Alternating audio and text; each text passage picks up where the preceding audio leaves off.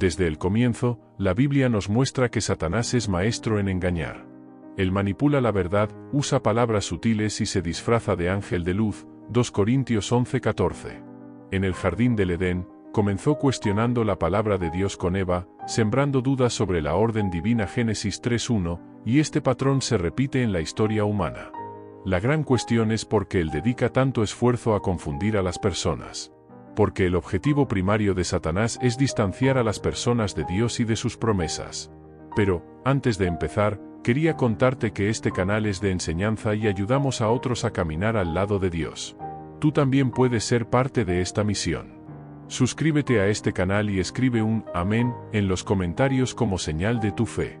Así estarás ayudándome a llegar a muchas más personas con el mensaje del amor y la sabiduría de Dios, y sé que serás grandemente bendecido por ello. Juntos, podemos ser instrumentos del amor de Dios. Recuerda, grandes cosas hizo el Señor por nosotros, y por eso estamos alegres. Salmos 126:3. Vamos a difundir esta alegría. Cuando observamos la forma en que Él actúa, notamos que no siempre se enfoca en persecución directa o en opresión evidente. A veces, el camino más efectivo para el enemigo es infiltrarse en grupos religiosos.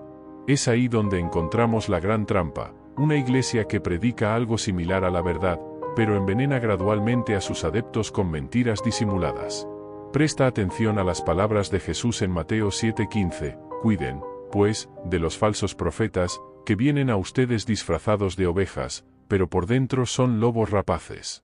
Esta advertencia suena más relevante que nunca. Satanás disfruta cualquier iglesia que siga un falso evangelio, que distorsione el verdadero significado de la gracia y de la santidad.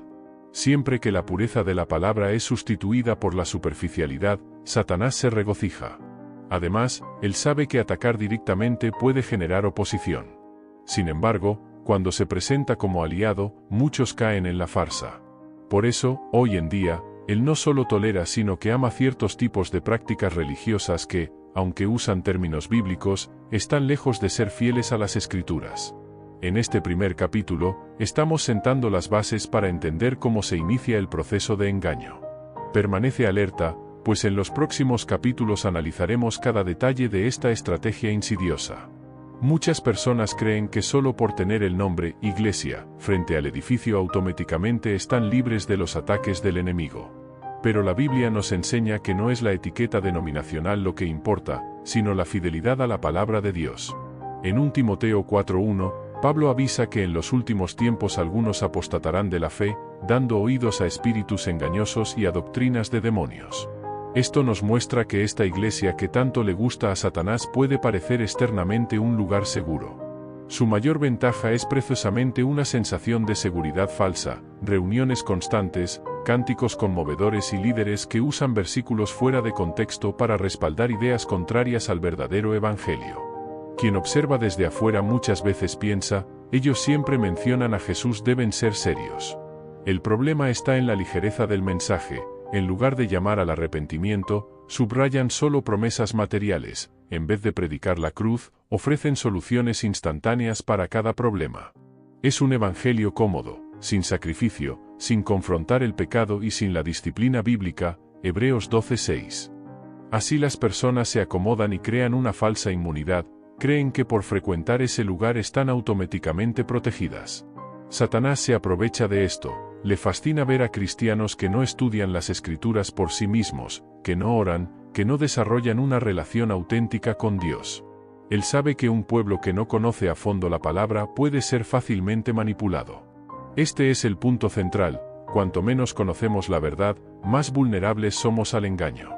En síntesis, la falsa sensación de seguridad es el anzuelo perfecto para que muchos queden atrapados en ese ambiente religioso que, aunque se identifica como iglesia, está lejos de la sana doctrina. Una característica notable de la iglesia que Satanás ama es la sobrevaloración excesiva de figuras humanas. En diversos textos, las Escrituras nos muestran que toda alabanza y honor pertenecen únicamente a Dios, Isaías 42:8, Apocalipsis 19:10. Sin embargo, en este tipo de iglesia, líderes carismáticos se atribuyen una reverencia que debería ser exclusiva del Señor. Los miembros llegan a idolatrar al apóstol o al profeta casi como si fuera el propio Jesús en persona. Este líder es colocado en un pedestal tan alto que muchas veces sus palabras tienen más peso que la propia Biblia. No es raro oír expresiones como, mi líder dijo, o, él tiene una unción especial, cuando la verdadera fuente de autoridad debería ser la Santa Escritura, 2 Timoteo 3, 16-17. En medio de este escenario, Satanás encuentra terreno ideal para alimentar el orgullo y la manipulación. Cuando una iglesia cambia la centralidad de Cristo por el culto a la personalidad de un hombre, se aleja de la soberanía divina. Pablo, en Corintios 3, 4, 5, confronta esta actitud al decir que ni Pablo ni Apolo son algo, sino solo siervos a través de quienes las personas creyeron. La gloria no debe estar en el líder terrenal, sino en Dios. Así, él ama estas estructuras eclesiásticas que idolatran figuras humanas. Cuanto más las personas se someten ante un hombre, más Jesús pierde espacio en sus corazones. Y sin la luz de Cristo iluminando la congregación, las tinieblas del engaño se establecen. El resultado es una iglesia alejada de los valores bíblicos y carente de discernimiento espiritual, exactamente como Satanás desea. Cualquier iglesia que Satanás ama posee un rasgo inconfundible: minimiza el estudio sistemático de las Escrituras y trata los fundamentos doctrinales con negligencia. Al fin y al cabo, la mejor forma de conducir a las ovejas por un camino de tinieblas es mantenerlas en la ignorancia. En Oseas 4:6 leemos, mi pueblo está siendo destruido porque le falta el conocimiento. En estos ambientes, se predica más sobre experiencias místicas que sobre el verdadero significado del Evangelio. Se prioriza la emoción sobre la verdad, y cualquier contestación bíblica se ve como insubordinación. Poco o nada se habla de arrepentimiento, santificación, fe genuina en Cristo y práctica de la justicia. En cambio, la atención se dirige a estrategias que buscan ampliar el poder institucional, recaudar recursos o exaltar la actuación del predicador. Pablo, escribiendo a Tito, Tito 2:1, exhorta a hablar lo que conviene a la sana doctrina, pero en esta iglesia que el enemigo ama, hablar de sana doctrina es algo aburrido o pasado de moda. Se prefieren discursos de autoayuda y promesas inmediatas que agraden a los oyentes, 2 Timoteo 4:3, aunque no tengan una base bíblica sólida. De esta forma, sin la palabra como parámetro, cada persona realiza lo que cree correcto según su propia conveniencia. Entonces surgen prácticas no bíblicas, manipulaciones emocionales e incluso la legitimación de pecados que la propia Biblia condena. Cuanto menos doctrina bíblica, más confusión, y en medio de la confusión, quien se regocija es Satanás, pues él prospera donde la verdad no es priorizada. Una de las armas más sutiles que el enemigo usa para contaminar una iglesia es la alteración del concepto de autoridad espiritual. La Biblia nos instruye a respetar las autoridades constituidas por Dios, Hebreos 13:17, 1 Tesalonicenses 5:12-13. Sin embargo, cuando se sobrepasa la línea entre liderazgo saludable y control autoritario, se abre espacio para abusos. En Lucas 22:26, Jesús enseña que quien quiera ser el mayor debe hacerse servidor. Pero en la iglesia que Satanás ama, el líder ordena y los demás obedecen ciegamente, sin ningún criterio bíblico. Todas las decisiones deben ser aprobadas por los superiores, y cuestionar es sinónimo de rebeldía. Así surgen situaciones en las que los líderes controlan la vida personal de los miembros, desde decisiones familiares hasta cuestiones financieras. Cuando la voz del pastor o del líder se antepone a la voz de Dios, ocurre la distorsión del principio de autoridad. El líder no debe sustituir al Espíritu Santo en la guía de las vidas. En lugar de ayudar a las personas a desarrollar madurez espiritual, ciertos liderazgos mantienen a los miembros en dependencia continua, casi infantilizada. Este modelo de iglesia agrada a Satanás porque impide el crecimiento saludable en el conocimiento de Cristo, Efesios 4:13-15. La confusión entre autoridad divina y control humano es tan profunda que muchos pasan a temer cuestionar y terminan aceptando enseñanzas y prácticas no bíblicas. El libre examen de las Escrituras es desalentado, y el pueblo permanece en la oscuridad. Es exactamente este clima el que favorece el avance del mal y de la opresión espiritual. Otro pilar fundamental de la iglesia que Satanás ama es el llamado mercadeo de la fe. En este tipo de congregación, el foco está en vender la ilusión de que la fidelidad a Dios puede ser comprada con grandes donaciones en dinero. Pasajes bíblicos son manipulados para justificar prácticas de trueque espiritual, como si pudiéramos, por la cantidad ofertada, forzar a Dios a atender deseos personales. El problema no está en contribuir financieramente a la obra del Señor. La Biblia destaca la importancia de dar con generosidad, 2 Corintios 9:7. Lo que se tergiversa es la enseñanza de que cuanto más se da, más bendiciones materiales están garantizadas. En 1 Timoteo 6:10 encontramos la advertencia de que el amor al dinero es la raíz de todos los males. Cuando el amor al dinero se disfraza de fe, la corrupción se establece.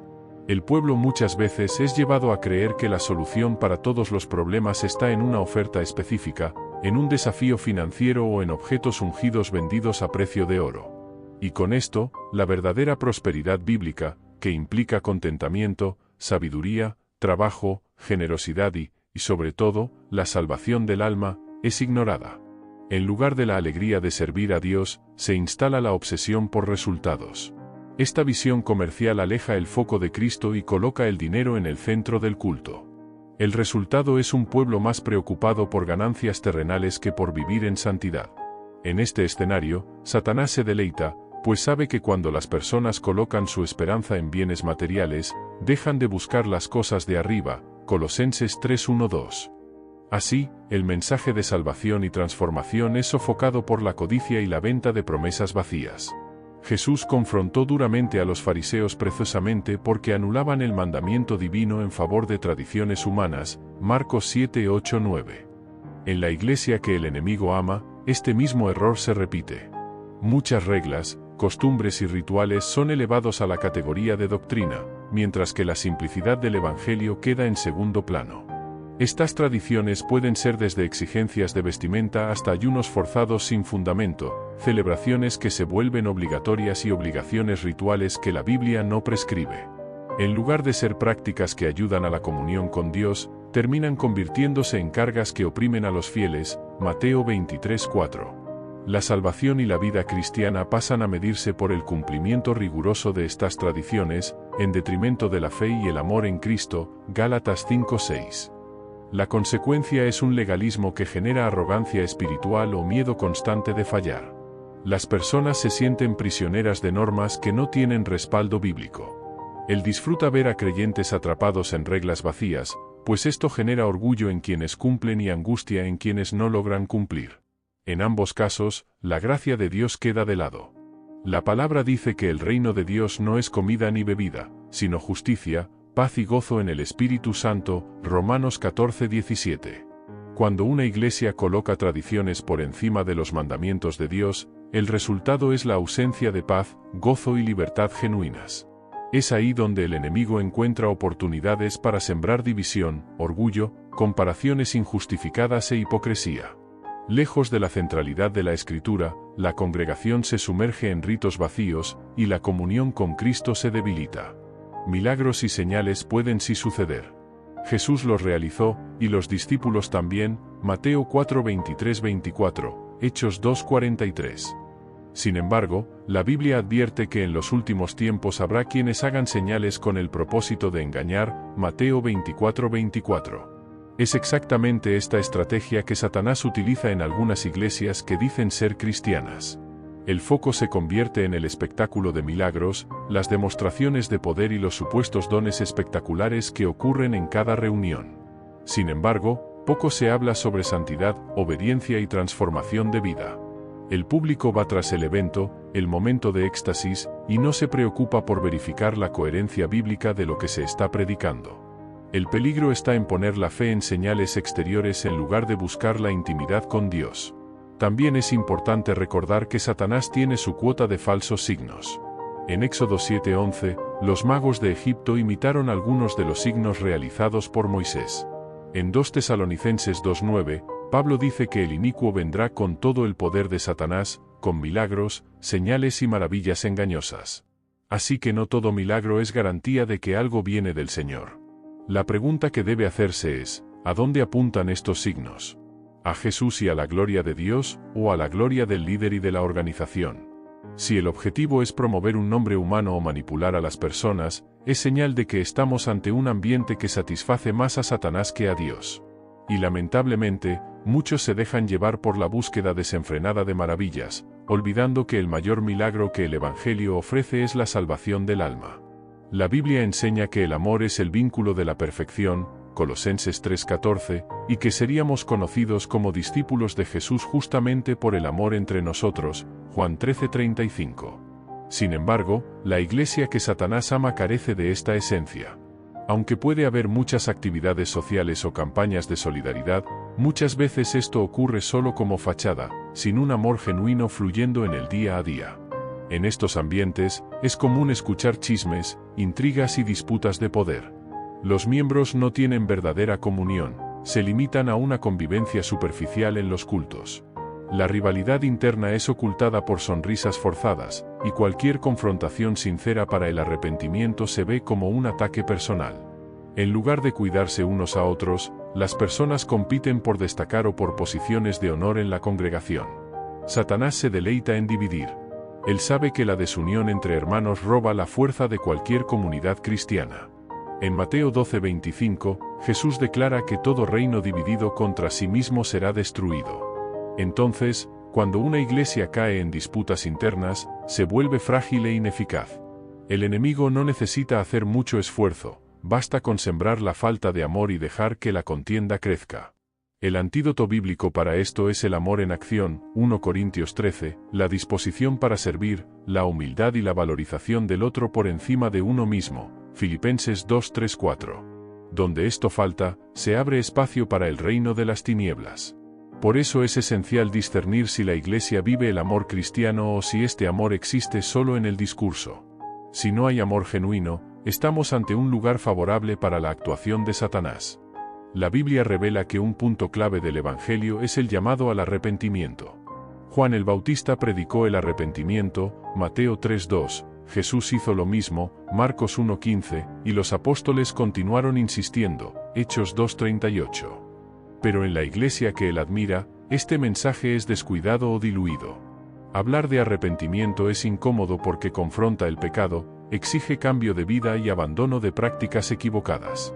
En cambio, escuchamos promesas motivacionales y declaraciones de triunfo que no siempre reflejan la realidad bíblica. Las personas son animadas a buscar solo el lado positivo, sin entender que la fe en Cristo implica morir al mundo y vivir para Dios, Romanos 6:11. Cuando no se predica contra el pecado continúa presente, y con él la esclavitud espiritual. Satanás ama este modelo de iglesia, pues sin arrepentimiento no hay verdadera regeneración. Las personas pueden incluso tener una capa de religiosidad, pero sus vidas permanecen dominadas por los mismos hábitos, mentiras e impurezas. Y cuanto más tiempo pasan sin el mensaje del arrepentimiento, más creen que es posible vivir la fe cristiana sin transformación moral. Por favor, revise si está suscrito y activa las notificaciones haciendo clic en la campana. Deja un amén en los comentarios, serás bendecido y este acto de fe tuyo permite que el mensaje llegue a más personas, gracias. Esta ausencia compromete profundamente el mensaje del Evangelio. Es el arrepentimiento lo que lleva a la confesión y a la liberación. Primera de Juan 1 asegura que si confesamos nuestros pecados, Dios es fiel y justo para perdonarnos y limpiarnos. Sin embargo, si el pecado no es revelado, no hay confesión, y el círculo vicioso continúa. Mientras tanto, el enemigo celebra cada vez que la palabra de Dios es reemplazada por un evangelio social o motivacional que no salva. Relacionado con la falta de predicación del arrepentimiento, también surge la aceptación o tolerancia de pecados dentro de la congregación. No estamos hablando aquí de persecución o falta de misericordia con quien cae, pues la Escritura nos llama a restaurar al hermano en espíritu de mansedumbre, Gálatas 6:1. El punto crítico es cuando pecados constantes no son tratados y se vuelven práctica común. Puede tratarse de corrupción, adulterio, mentiras, abusos de fieles, todo siendo barrido debajo de la alfombra. Cuando alguien intenta exponer la verdad, es silenciado en nombre de una falsa unidad. Jesús, sin embargo, fue claro al decir que deberíamos tratar bíblicamente el pecado en la iglesia, Mateo 18:15-17. Esta disciplina existe no para condenar, sino para conducir al arrepentimiento y mantener la pureza del cuerpo de Cristo. Satanás ama ver a líderes y miembros tolerando pecados graves, pues esto daña el testimonio cristiano y aleja al Espíritu Santo. En 1 Corintios 5, Pablo reprende a la iglesia de Corinto por permitir un caso de inmoralidad y no haber tomado ninguna acción. Él lo llama levadura, que hace fermentar toda la masa, es decir, corrompe a toda la comunidad. El ambiente se vuelve espiritualmente tóxico, personas heridas, escándalos ocultos, credibilidad destruida. Poco a poco, la congregación se convierte en un lugar de hipocresía. En lugar de ser sal y luz, Mateo 5:13-16, se convierten en motivo de burla. Es en este clima de apariencias que él opera con tranquilidad, pues allí falta el auténtico temor del Señor. La iglesia descrita en la Biblia es una casa de oración para todos los pueblos, Isaías 56:7, Marcos 11:17. Sin embargo, en la iglesia que el enemigo aprecia, la oración es abandonada en favor de actividades interminables. Hay cultos y más cultos, reuniones y más reuniones, pero poco tiempo destinado a la comunión con Dios en oración fervorosa. Esta falta de vida de oración abre una brecha enorme. Sin oración, no hay poder espiritual verdadero, no hay sensibilidad a la voluntad del Padre y no hay búsqueda del discernimiento. En una congregación así, las decisiones se toman basadas en interés humano, en planes y cronogramas, sin dependencia del Espíritu Santo. Él ama esto, pues sabe que sin intimidad con Dios, el pueblo queda vulnerable. La Biblia muestra la importancia de la perseverancia en oración, Colosenses 4:2, de velar y orar para no caer en tentación, Mateo 26:41, y de orar sin cesar, 1 Tesalonicenses 5:17. Sin embargo, la iglesia que Satanás admira está tan ocupada con diversiones y métodos de crecimiento numérico que se olvida de buscar a Dios. La consecuencia es un pueblo que se apega a técnicas humanas en vez de depender del poder del Espíritu, Zacarías 4:6. El resultado es un lugar lleno de actividades, pero vacío de vida espiritual. Las apariencias engañan, pero Satanás no se engaña. Él percibe cuando la presencia de Dios no está en el centro, y entonces allí encuentra libertad para plantar semillas de discordia, orgullo y apostasía. Jesús advirtió que escándalos vendrían, pero hay de aquellos que los provocaran, Lucas 17:1-2. Lamentablemente, en la iglesia que el enemigo admira, la frecuencia de escándalos parece mayor que la de testimonios edificantes, líderes involucrados en casos de desvío de dinero, abusos éticos, crisis familiares irreversibles, todo saliendo a la luz y manchando aún más el nombre de Cristo ante el mundo. Cuando el mundo ve estas noticias, acaba juzgando todo el cristianismo por la conducta reprochable de algunos. Esto hace que muchos se alejen de la fe o ni siquiera consideren la Biblia, y es justamente eso lo que Satanás desea. Él se satisface al ver la credibilidad del Evangelio ser debilitada por comportamientos hipócritas de quienes dicen representar a Dios, Romanos 2:24. Es evidente que nadie es perfecto y todos estamos sujetos a errores. Sin embargo, cuando no hay arrepentimiento sincero y el liderazgo insiste en mantener apariencias, los escándalos se vuelven rutina. En una cultura donde la verdad no es proclamada, cada equivocación es encubierta hasta que emerge de forma devastadora. Y en este contexto, mucha gente que podría ser alcanzada por el mensaje de salvación acaba rechazándolo aún más. Pablo instruyó a Timoteo sobre la importancia de que el obrero sea irreprensible y de buen testimonio incluso ante los de afuera, 1 Timoteo 3:7. Esto no es un detalle, sino un requisito básico para quien lidera. Cuando este requisito es ignorado, surgen líderes incapacitados que se convierten en instrumentos de escándalo en la casa de Dios. El enemigo, claro, celebra. Una de las mayores pruebas de que determinada congregación está bajo influencia tenebrosa es la forma en que trata a quienes cuestionan, investigan y confrontan enseñanzas erradas. A lo largo de las Escrituras vemos que Dios nunca rechazó cuestionamientos sinceros. Los bereanos, por ejemplo, eran elogiados por examinar diariamente las Escrituras para verificar si las cosas eran de hecho así, Hechos 17:11. Sin embargo, en la iglesia que Satanás ama, los bereanos son vistos como rebeldes. Cualquier señalamiento bíblico es tomado como afrenta al liderazgo.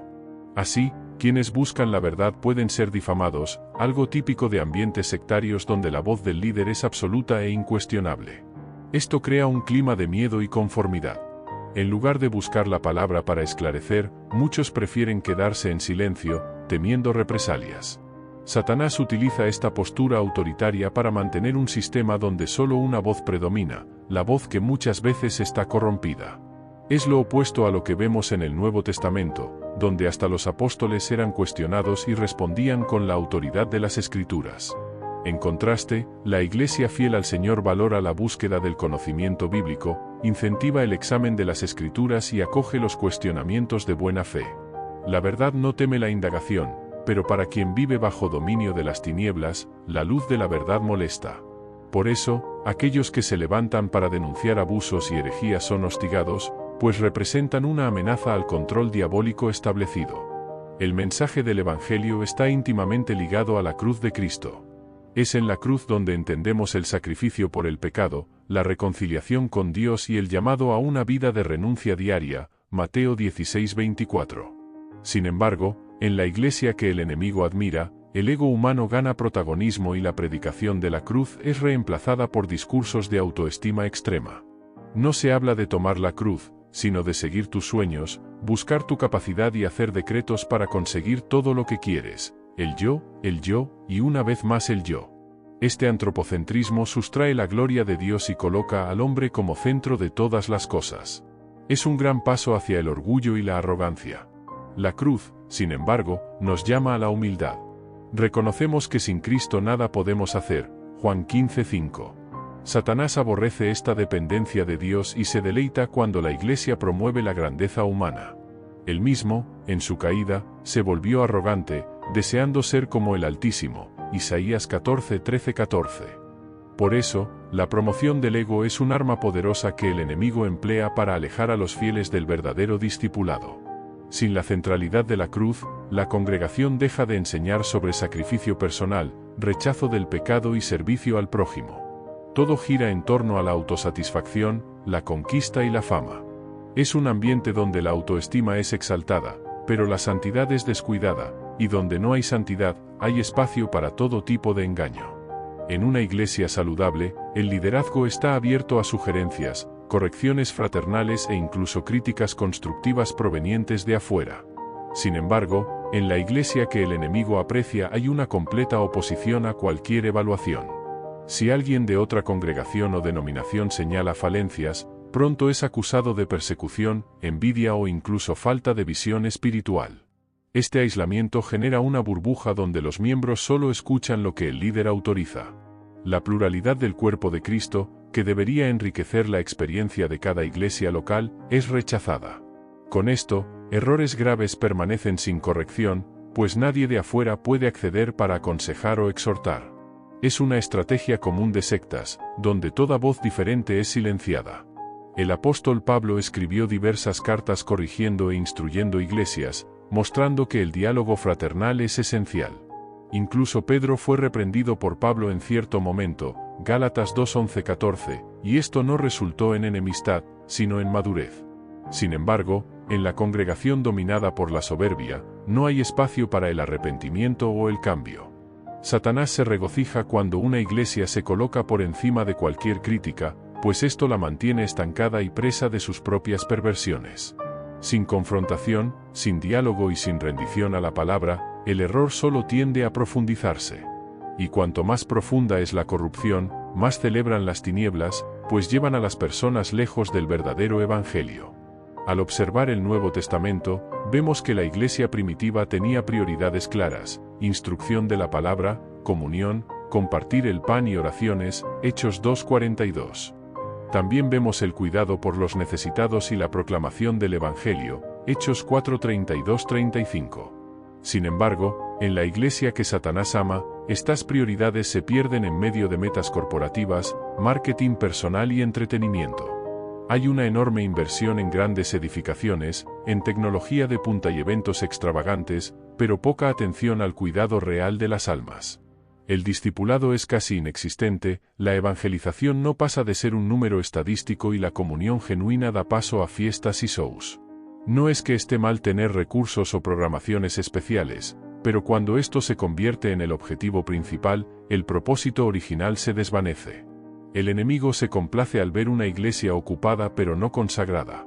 Las personas gastan tiempo y energía en producciones magníficas, pero olvidan proclamar el arrepentimiento, enseñar la sana doctrina y orar por el prójimo. Sin la palabra como base y sin la obra del Espíritu Santo, cualquier actividad se vuelve vacía, por más deslumbrante que sea a ojos humanos. En este desvío de prioridades, la misión que Jesús dio a la Iglesia, hacer discípulos de todas las naciones, Mateo 28, 19, 20, se olvida. Todo gira en torno a mantener el sistema funcionando y atraer más seguidores, sin necesariamente conducir a las personas a un encuentro genuino con Dios. Esta desviación del propósito bíblico es el gran triunfo de Satanás, pues la Iglesia deja de ser sal y luz. Otro factor común en la Iglesia que Satanás ama es el uso de técnicas de manipulación psicológica y emocional para controlar multitudes. Sabemos que la Biblia fomenta la edificación mutua, la consolación y la exhortación, 1 Corintios 14:3, pero jamás enseña a manipular las emociones para obtener ventajas personales o institucionales. En estos ambientes, la música puede ser repetida hasta el cansancio para generar un trance colectivo. Las luces y la organización del escenario están diseñadas para crear una atmósfera sugestiva, y la predicación se basa en disparadores emocionales que inducen al llanto o a la euforia, sin de hecho traer un mensaje fundamentado en las Escrituras. Todo esto hace que las personas confundan un sentimiento pasajero con una experiencia espiritual. Una fe basada únicamente en emociones es inestable y fácilmente manipulable.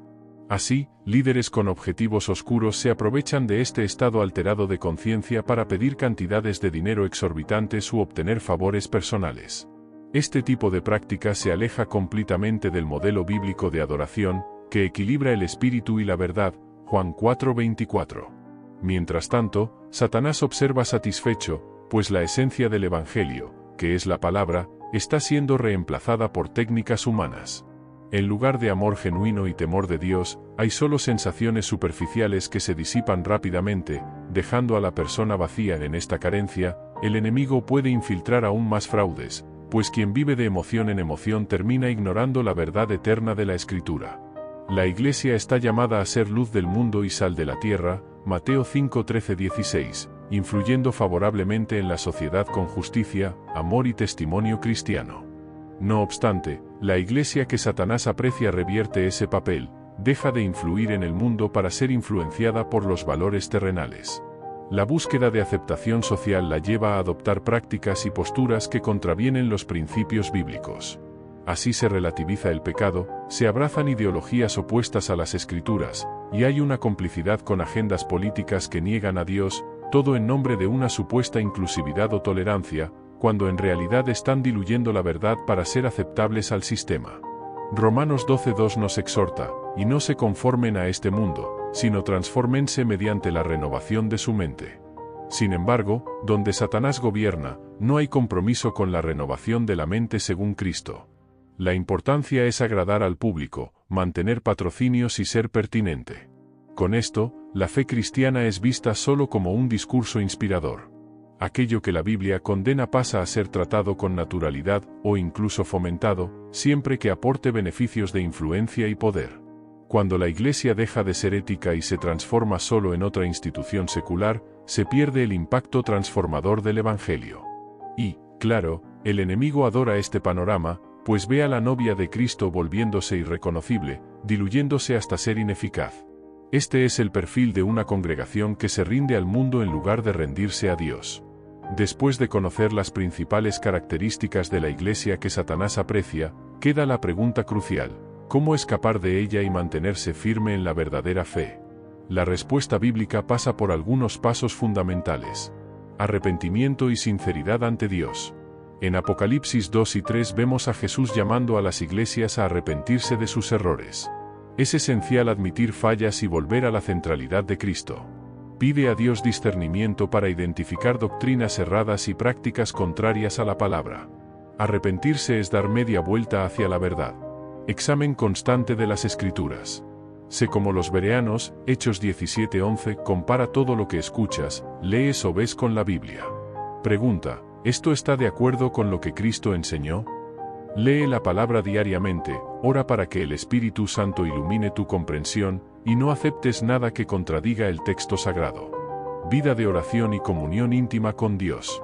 Cultiva una relación personal con el Señor. Reserva tiempo para orar, adorar y escuchar la voz de Dios. Una vida de oración sólida fortalece al creyente contra los engaños del enemigo y trae paz al corazón. Búsqueda de una comunidad saludable.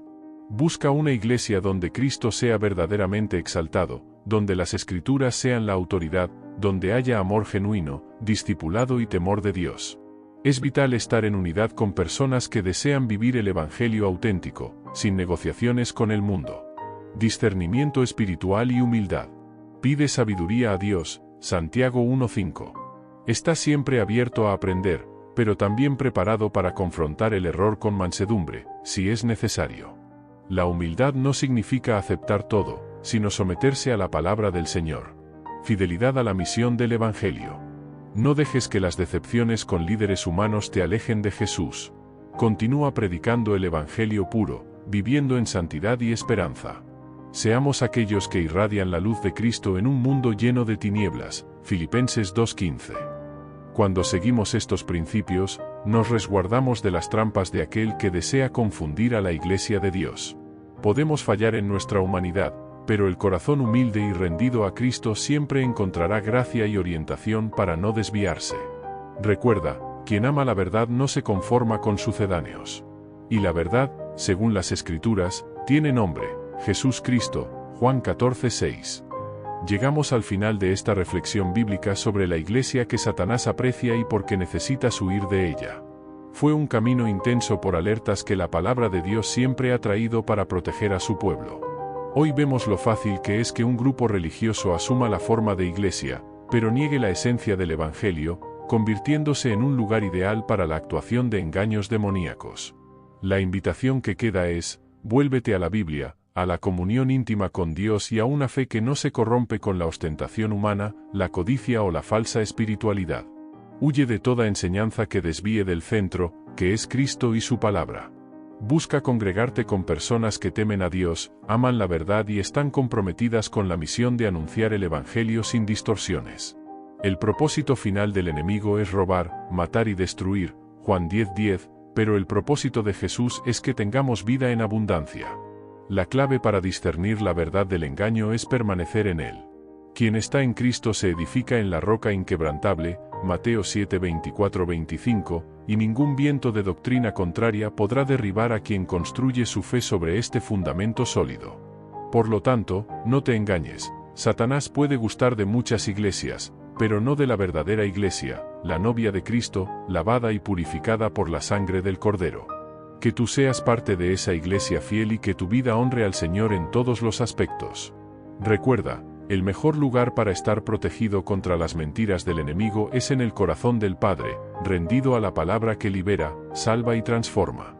Gracias por acompañarnos en este vídeo. Esperamos que las reflexiones, enseñanzas y oraciones compartidas hoy hayan sido de inspiración y te ayuden a fortalecer tu relación con Dios. Recuerda que en cada paso de tu camino espiritual, Él está contigo, guiándote y brindándote paz. Si este contenido ha tocado tu corazón y deseas seguir profundizando en tu fe, comparte este mensaje y suscríbete si amas a Dios. Aquí, juntos seguiremos creciendo, aprendiendo y avanzando en este hermoso sendero espiritual. Te esperamos en el próximo vídeo. Que Dios te bendiga y te acompañe siempre. Hasta pronto.